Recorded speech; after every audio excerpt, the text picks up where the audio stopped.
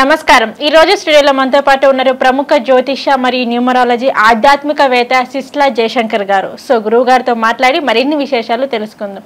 నమస్కారం గురువు గారు। ఆయుష్మతి భవ।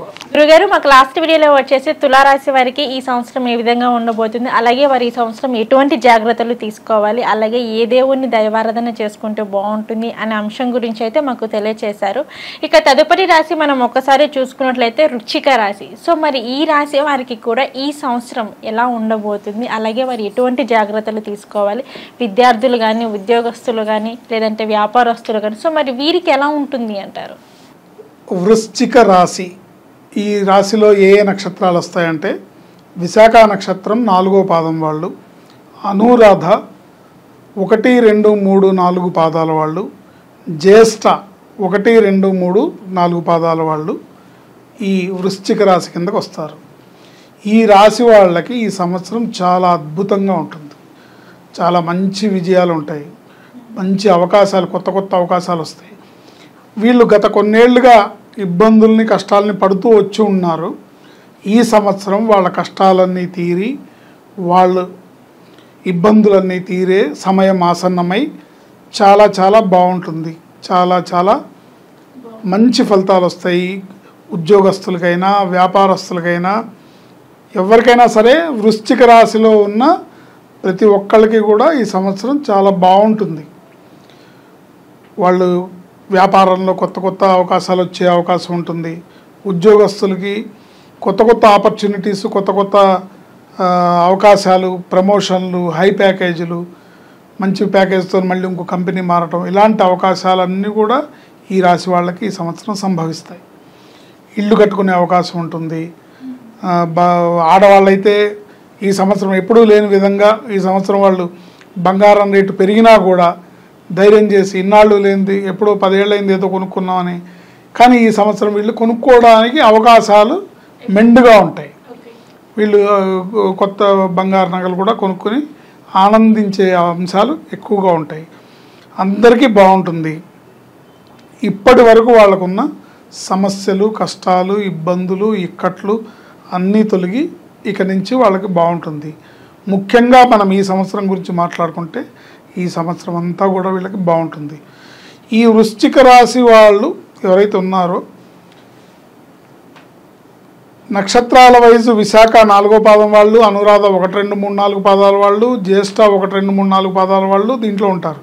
కానీ అక్షరాల వరకు చూసుకుంటే, నామ నక్షత్రంగా చూసుకుంటే టీ అనే అక్షరంతో పేరు మొదలయ్యేవాళ్ళు, ఎన్ అనే అక్షరంతో పేరు మొదలయ్యేవాళ్ళు, వై అనే అక్షరంతో పేరు మొదలయ్యేవాళ్ళు కూడా ఈ రాశి కిందకు వస్తారని మనం చెప్పుకోవచ్చు। సో ఇప్పుడు వీళ్ళకి అదృష్టం బాగుంది, కానీ వీళ్ళకి పేరులో రాంగ్ నెంబర్ ఉందనుకోండి ఇబ్బందులు పడే అవకాశం ఉంటుంది। ఆ పేరులో ఉన్న రాంగ్ నెంబర్ వల్ల, ఉదాహరణకి టీ అని ఉందనుకోండి, ఏ తన్మయ్య అని పేరు ఉండొచ్చు, లేకపోతే తాతారావు అని ఉండొచ్చు, లేకపోతే తమ్మారెడ్డి అని ఉండొచ్చు, రకరకాలు ఎట్లా అయినా సరే బోల్డ్ అంతమంది ఉన్నారు। తారక్ అని ఉండొచ్చు, తారక రామారావు అని ఉండొచ్చు, ఎన్ అంటే నందు అని ఉండొచ్చు, ఏంటి నక్షత్ర ఉండొచ్చు, రకరకాల పేర్లు, రకరకాల ఇది। వై అంటే యోగానంద్ అనే పేరు ఉండొచ్చు, యోగి అనే పేరు ఉండొచ్చు, యోగినాథ్ అని ఉండొచ్చు। సో ఇలా ఎలా చూసుకున్నా కూడా వాళ్ళ పేర్లో ఎలాంటి సంఖ్యాబలం లీడ్ చేస్తుంది అనేది గ్రహించి గనక వాళ్ళు జాగ్రత్త తీసుకోకపోతే, జాతకరీత్యా గ్రహస్థితి రీత్యా అదృష్టకాలం కలిసి వచ్చినప్పుడు పేర్లో రాంగ్ నెంబర్ ఉందంటే దురదృష్టం ఈ సైడ్ నుంచి వస్తుంది। సో అందుకని మీ అదృష్టం మీ జీవితంలోకి రావాలంటే, మీ అదృష్టం పరిపూర్ణంగా ఆ భాగ్యాన్ని, ఆ అదృష్ట భాగ్యం మీ చేతుల్లోకి రావాలంటే పేరులో కూడా రాంగ్ నెంబర్ లేకుండా చూసుకోవాలి।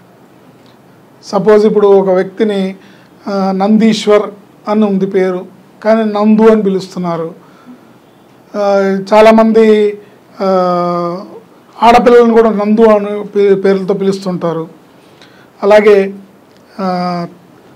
టిన్ను అని, టిల్లు అని ఇలా రాంగ్ నెంబర్స్తోని కనుక పిలుస్తూ నిక్ నేమ్స్తో పిలిచినా కూడా ఆ అక్షరంతో పేరు స్టార్ట్ అయ్యి అందులో ఉన్న రాంగ్ నెంబర్ వీళ్ళ మీద పనిచేసి ఇబ్బందికరమైన పరిస్థితుల్ని కొని తెస్తుంది।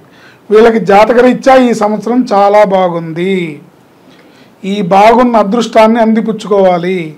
ఈ సంవత్సరం అంతా కూడా వీళ్ళు శివాలయం దర్శించి శివుడికి పూజ చేసుకోవడం ద్వారా ప్రతి సోమవారం, గురువారం, శుక్రవారం తప్పనిసరిగా శివుణ్ణి దర్శించుకోవడం ద్వారా ప్రతిరోజు శివాయ గురవే నమః అనే మంత్రాన్ని జపించుకోవడం ద్వారా బ్రహ్మాండమైన అదృష్టాన్ని, అవకాశాలని అందిపుచ్చుకోవచ్చు. కాకపోతే ఏంటంటే మన వ్యక్తిగత జాతకాన్ని కూడా ఒకసారి చూపించుకోవాలి. నేను ఈ జాతకాలని నమ్మను అంటారు, కానీ రోజుకి 10 మంది చెప్పే రాశి ఫలాలు వింటూ ఉంటారు. ఎందుకంటే ఫ్రీగా వస్తాయి కదా. కానీ మన జాతకం ఎలా ఉంది? మన జాతకము, మన పేరు అంటే మన జీవితం అండి. దేవుడు మనం ఒకసారి పుడతాం, ఒకసారి చచ్చిపోతాం కదా. సో ఈ జీవితం, మన 100 ఏళ్ల జీవితం సుఖప్రదంగా ఉండాలంటే మన జాతకాన్ని చూపించుకొని ఈ జాతకం ప్రకారం ఇప్పుడు మనం చెప్పే రాశి ఫలితాలు ఏంటి? ఇప్పుడు వృశ్చిక రాశి గురించి చెప్తున్నాం. గోచార ఫలితం ఇది. ఈ వృశ్చిక రాశిలో కొన్ని కోట్ల మంది ఉంటారు, కానీ ఒక్కొక్కరికి పేరు డిఫరెంట్గా ఉంటుంది. వాళ్ళ వ్యక్తిగత జాతకంలో గ్రహస్థితి డిఫరెంట్గా ఉంటుంది. గోచారంలో బాగుంది, గ్రహచారంలో కూడా బాగుండాలి. ఒకవేళ గ్రహచారంలో బాగుండకపోతే దానికి మనం ఏం చేయాలి? ప్రతి సమస్యకి ఒక పరిష్కారం అనేది మన మునులు, ఋషులు చూపించారు.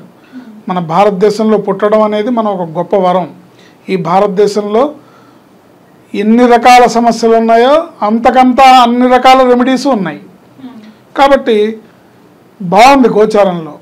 ఈ గోచారంలో బాగున్న అదృష్టం మన జీవితంలోకి రావాలంటే మనం ఒకసారి జాతక పరిశీలన చేయించుకొని మన జాతకంలో మన వ్యక్తిగత గ్రహస్థితి ఎలా ఉంది, ఈ గ్రహస్థితి ప్రకారం ఇప్పుడు ఏ దశ నడుస్తుంది, నాకు అసలు నేను నా జీవితంలో నాకున్న గ్రహస్థితిని అనుసరించి నేను ఏ పనులు చేయొచ్చు, ఏ పనులు చేయకూడదు అనేది తెలుసుకోవాలి.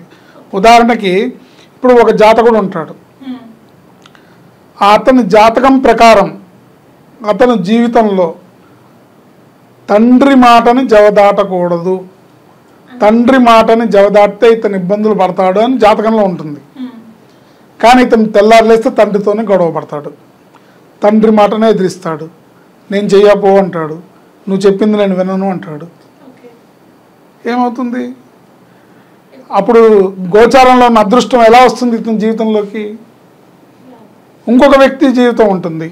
ఇతను భార్యని ఏమీ అనకూడదు, భార్యను బాగా చూసుకోవాలి, ఇతను భార్యని బాగా ప్రేమిస్తే ఇతనికి అదృష్టం కలిసి వస్తుంది అని ఉంటుంది అతని గ్రహస్థితి ప్రకారం. కానీ తెల్లారులేస్తే భార్యని హీనంగా, భార్యని చాలా సర్కాస్టిక్గా, అయిపోవే నీకేం తెలుసు, ఏనాడు నీకేం తెలుసు, ఇలా మాట్లాడుతూ ఉంటారు కదా. మరి అప్పుడు అదృష్టం ఎలా వస్తుంది? ఇలాంటి విషయాలన్నీ మీకు తెలియాలంటే మీ జాతకాన్ని మీరు చూపించుకోవాలి. ఒకసారి మీరు తీసుకోవాల్సిన జాగ్రత్తల్ని మీరు తెలుసుకోవాలి. మీరు చేయకూడని పనులేంటో మీరు తెలుసుకోవాలి, మీరు చేయాల్సిన పనులేంటో తెలుసుకోవాలి, పూజించాల్సిన దైవం ఏంటో తెలుసుకోవాలి. ఇవి చేసుకోవడం ద్వారా మనకు బ్రహ్మాండమైన అదృష్టం వస్తుంది. మరొక ముఖ్యమైన విషయం ఏంటంటే పేరులో రాంగ్ నెంబర్ ఉండకూడదు. మన పేరులో అదృష్ట సంఖ్య ఉన్నా కూడా మనం పిలిచే పేరులో రాంగ్ నెంబర్ ఉంటే ఆ పిలిచే పేరులో ఉన్న రాంగ్ నెంబర్ ఒక అదృష్టం మన మీద పనిచేస్తుంది. ఇది మన అదృష్టాన్ని ఆపేస్తుంది. ఓకే, కొన్ని పేర్లు ఉంటాయి, బాగుంటాయి. శివశంకర్ అని ఉందనుకోండి, శివ అంటే రాంగ్ నెంబర్ ఉంటుంది, శంకర్ అంటే మంచి నెంబర్ ఉంటుంది, శివ అని పిలుస్తారు. సో ఇతను శివశంకర్ అతని పేరు, ఇతను శివ అని పిలిపించుకుంటే మంచిదా, శంకరని పిలిపించుకుంటే మంచిదా అనే విషయాన్ని అతను గుర్తెరగాలి. అర్థమైందా? రామకృష్ణ అని పేరు ఉంటుంది, రాము అన్న రామ అన్న రాంగ్ నంబరు, కృష్ణ అంటే మంచి నంబరు. కృష్ణ అని పిలిస్తే అదృష్టం బాగుంటుంది, ఎటువంటి దురదృష్టం దరి చేరదు. కానీ కృష్ణ అని పేరు పెట్టుకున్నవాడు కూడా క్రిష్ అని, కిట్టు అని రాంగ్ నెంబర్లు పెట్టారనుకోండి, జీవితంలో మనం చేయని తప్పులకి, మనం చేయని పాపాలకి మన దురదృష్టం మనని వెన్నాడుతుంది. పేరులో రాంగ్ నెంబర్ ఉండకూడదు. అందుకని గోచార ఫలితాలు తెలుసుకోవాలి. ఏ రాశి వాళ్ళకి ఎలా ఉందో తెలుసుకోవాలి, ఏ రాశి వాళ్ళు ఏం చేయాలో తెలుసుకోవాలి. కానీ అంతకు మించి మన వ్యక్తిగత జాతకాన్ని చూపించుకోవడం, మన వ్యక్తిగత జాతకాన్ని ఒకసారి పరిశీలనకి తీసుకోవడం, మన పేరు ఎలా ఉందో చూసుకోవడం, తద్వారా జీవితంలో మనకి రావాల్సిన అదృష్టం పరిపూర్ణంగా మన జీవితంలోకి వచ్చి ఆయురారోగ్య ఐశ్వర్యాలతో వర్ధిల్లుతాము అని చెప్పడంలో ఎటువంటి సందేహం లేదు.